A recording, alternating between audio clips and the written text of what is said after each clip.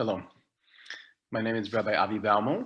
I'm the rabbinic representative of the Chief Rabbi of Poland.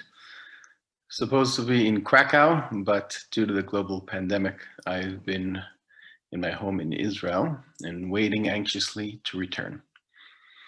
Thank you very much for inviting me to lecture this small discussion about these verses, which are so fundamental in Judaism, for Judaism Day, Dnia Judaizmu. And unfortunately, I'll give the lecture in English, and I hope it'll be easily translated.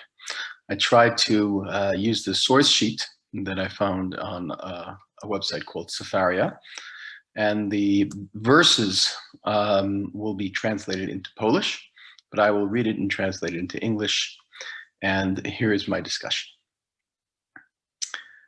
The verses chosen are by some of Moses's last sentiments before passing away and letting the children of Israel begin their new journey in the land of Israel. Moses was part of the dream, part of the mission to conquer the land, and he spent 40 years trying to get there.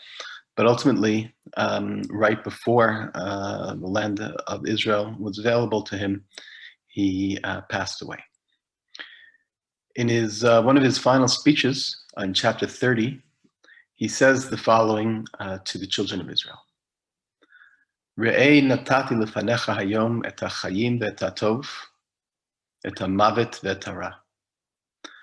Behold, or look, I'm giving to you today the life and the good, and the death and the bad, or the evil.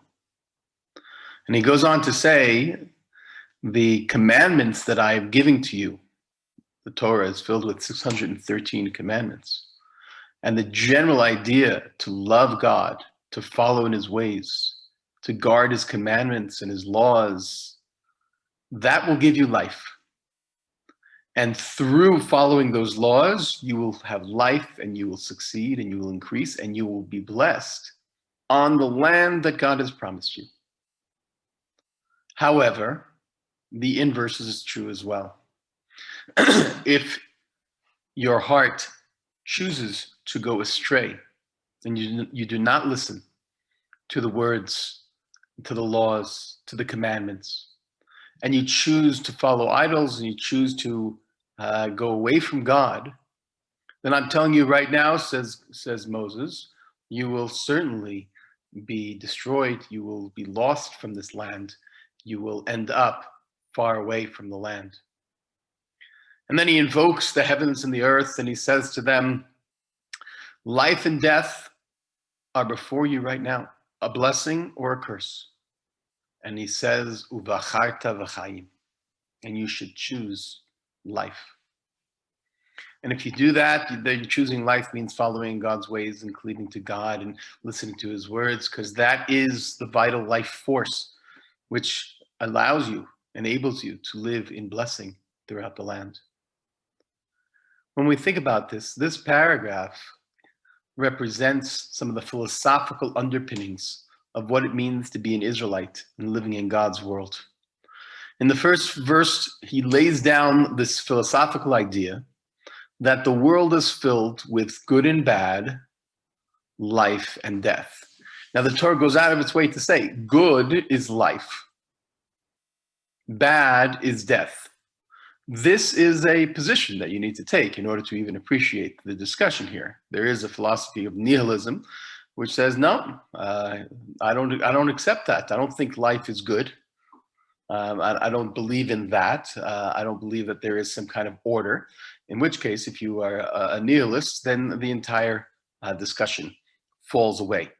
So you have to accept certain assumptions when you come to listen to these words and try to interpret them. In verses 16 to 18, the Torah sets down a fundamental idea in Jewish philosophy. The idea is there is reward and there's punishment. If you follow in God's ways, you will be rewarded. If you choose to reject God's ways, there will be a punishment. There's a causality. What your actions do will have a result.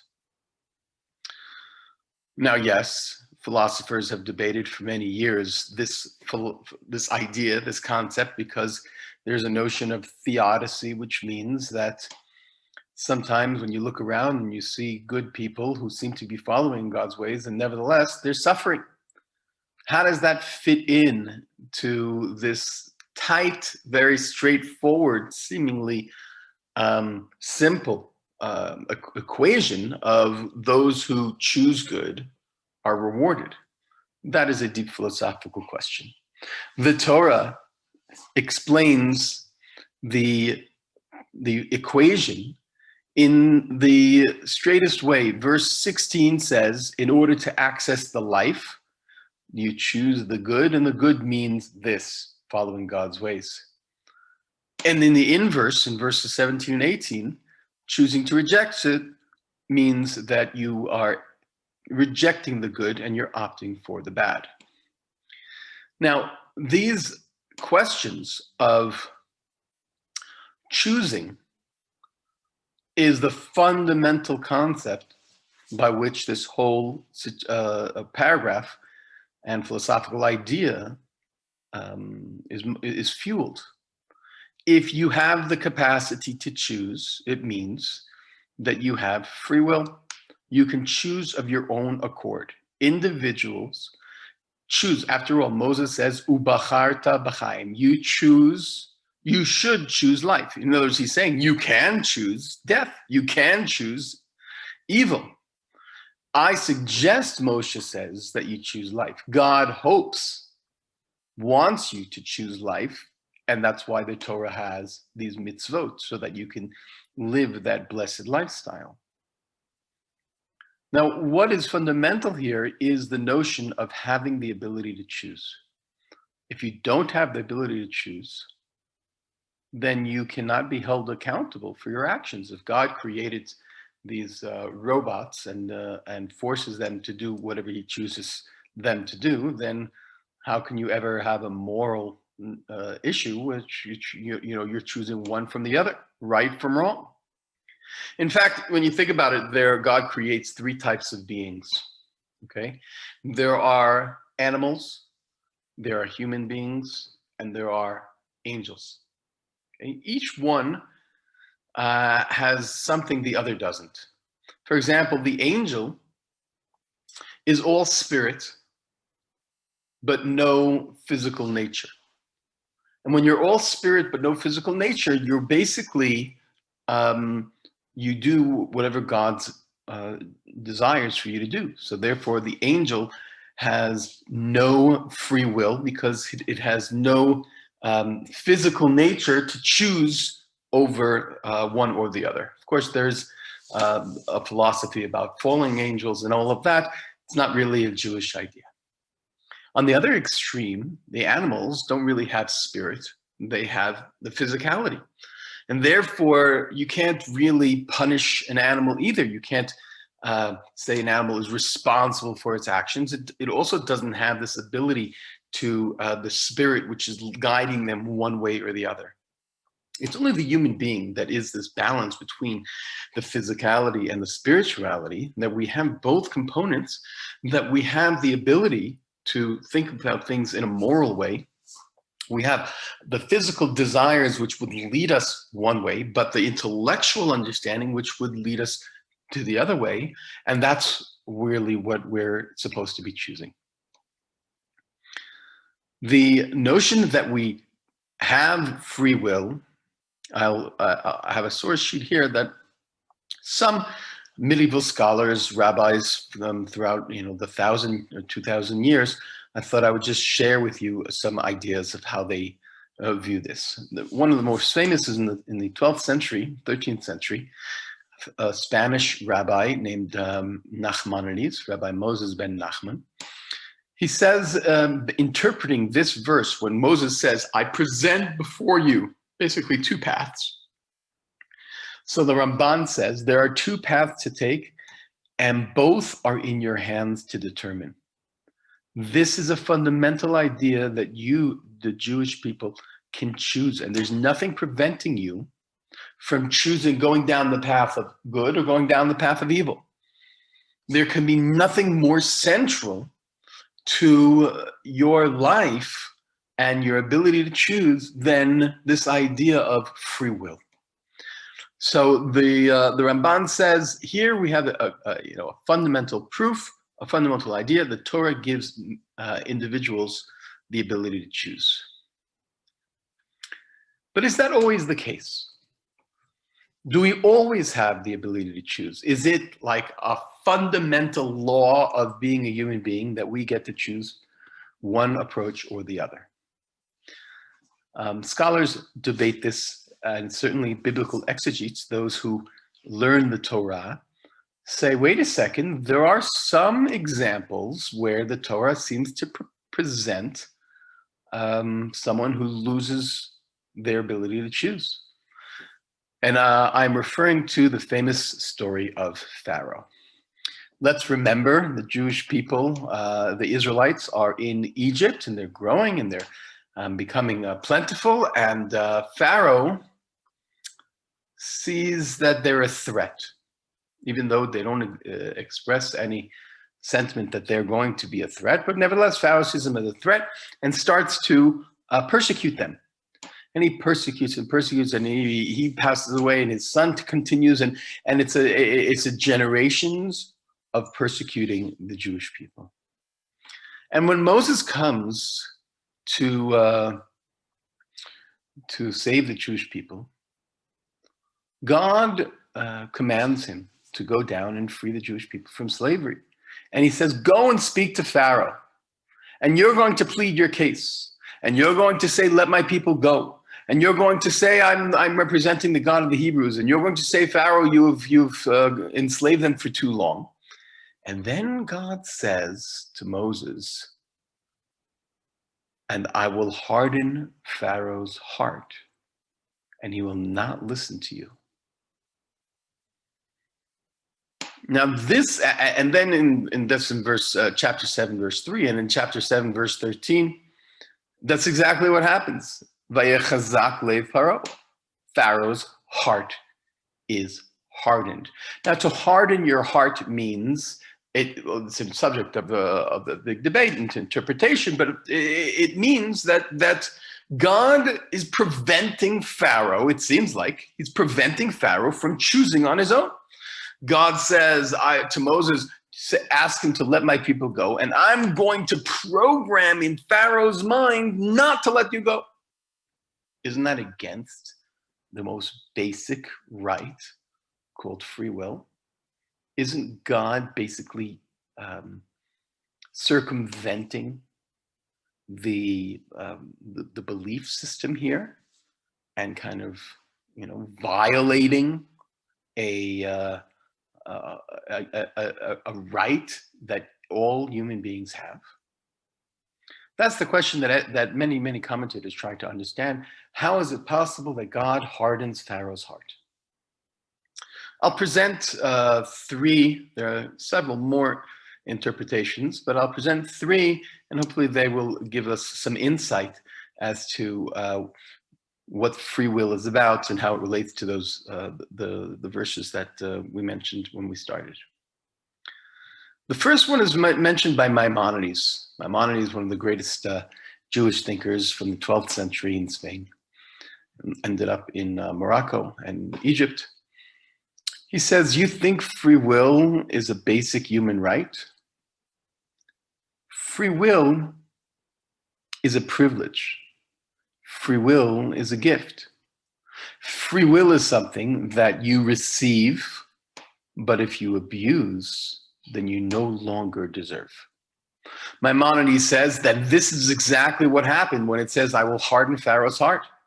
At the beginning, Pharaoh sinned of his own free will and meted out evil to Israel who sojourned in the land. And he said, let's destroy them and let's throw them in the river. And let's do these terrible, terrible things. And if you keep on doing that, God says, then you no longer receive the privilege of choosing on your own. In which case, God is setting down a fundamental position here. If you're a healthy, normal human being and you're living your life in a moral way, you will always be able to choose right from wrong.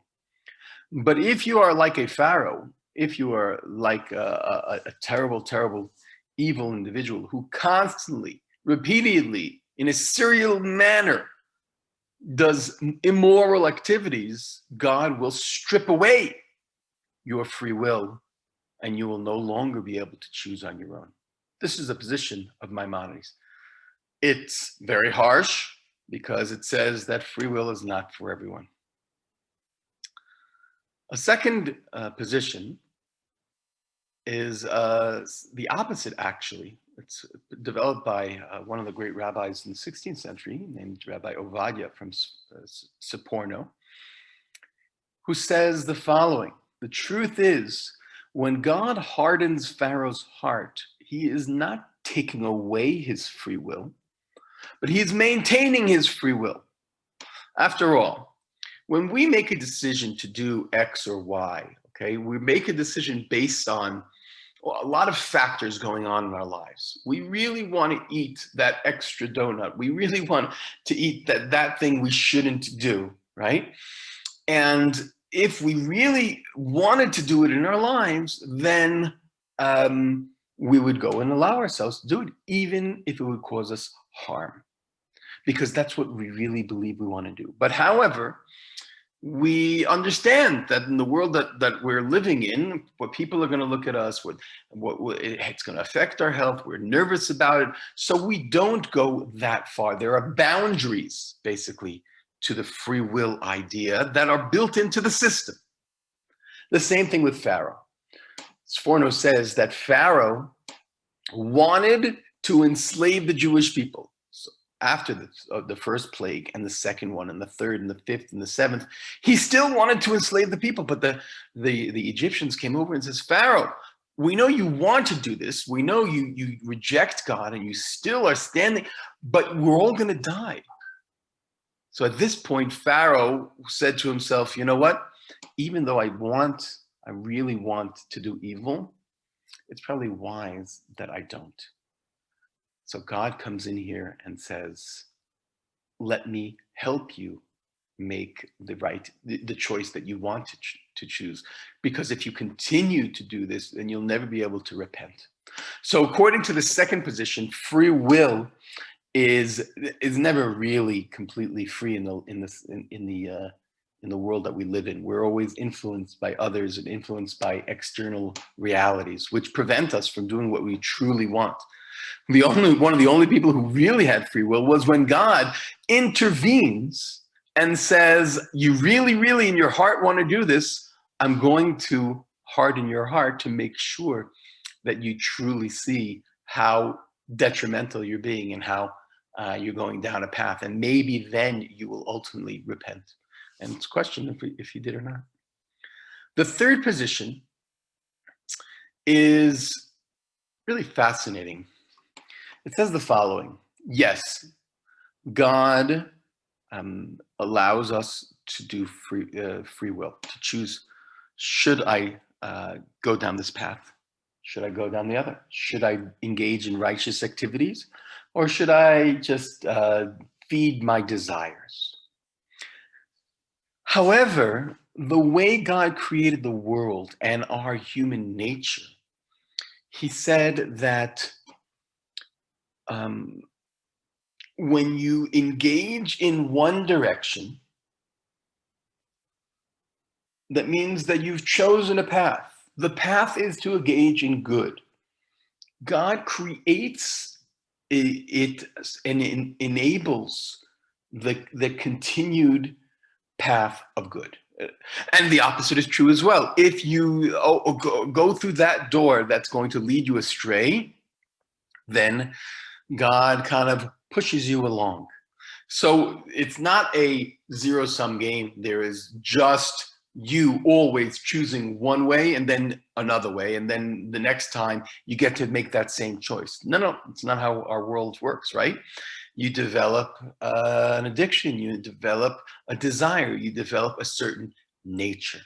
that cognitive changing, that behavioral decision making, that's built into our genetic makeup. Therefore, if we engage in good, then the next time we're going to want to do more, and the next time we're going to want to do more. And the blessing, the reward is us becoming certain type of people that are constantly doing good. Alternatively, unfortunately, if we choose to do something bad, and if we engage in some kind of activity, and it becomes a drug for us, and it's very, very hard to let go. And therefore, perhaps Pharaoh, the first 5 plagues, he wanted to harden his own heart. He was going in that direction. And when the Torah said that God is going to harden Pharaoh's heart, it really means he's going to help him along the path that he chooses. This is a similar statement in the Talmud, in which says, Rav Huna says that from the Torah, from the prophets, and from the writings, one learns that along the path that a person wishes to proceed, that is the way that they are led. Ultimately, the Jewish philosophical position rests on a famous Talmudic dictum, which understands the relationship of God and how we live in his world. Once you accept God in your life, then everything that God created for your benefit comes true. If you choose to believe in God and to follow in his ways, then God is much more involved and much more than you see God in everything that you're doing. If you choose to say there is no God, or if you choose to say I reject that God has any effect on my life, then that's your choice. And therefore the rabbi said, Hakol bidei shamayim, everything is really in the hands of the Lord, except the one fundamental thing, which is whether you believe in the entire thing or not. Chutz miyirat shamayim, believing in, having faith or having fear of God. The paragraph of choosing life that Moses is presenting before the children of Israel, he's trying to give them the philosophical underpinnings of what it means to live your life. First and foremost, recognize that this is what God created. And God created this world where you do have evil and good paths, and you have to make that choice for yourself. But you should know, depending on how you understand this concept of free will, that God has created the system, the natural system, and the nature of the human being, which has certain paths that one can be used to help one along this direction. And therefore, choosing life is an ultimate expression of your own desire to accept God in your life, and then following all of the ways God helps us and adds on and includes the world around us in trying to make us live that blessed existence. Therefore, Moses says, you shall choose life. We hope and pray that you choose life, and by doing so, you will ultimately live the blessed life and experience. Thank you very much. I hope you understood this, and have a good day.